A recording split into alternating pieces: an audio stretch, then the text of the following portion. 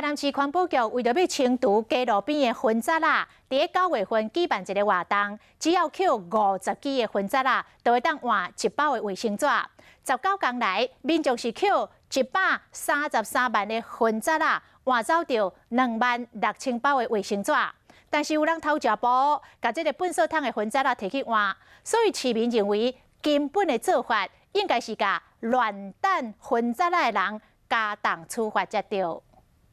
由正新国小老师带领小学生成立的志工队，每个月拢伫新华老街社区服务，连这庄仔旁拢抌甲全薰杂啦。学生想要问大人为什么爱乱抌？旅客来看到这里新化那么脏，我们清化人也挺丢脸的。薰杂啦问题真严重，环保局对9月28开始举办扣50支薰杂啦，换1包卫生纸。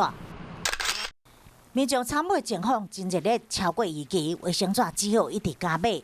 19天来，扣133万支的薰杂啦，总共换走26000多包。活动被迫提前停止，可是嘛被批评，团厝人为着要换卫生纸，疑似对这粪扫桶提走薰杂啦去换，活动的本利拢走进去，安尼并未减少乱抌薰杂的情况。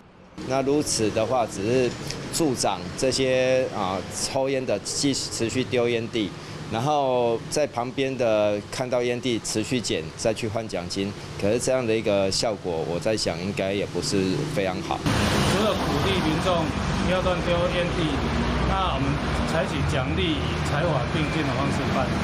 未来加强处理，查到乱抌薰杂啦，就罚1200到6000块罚款，来维护环境的整洁。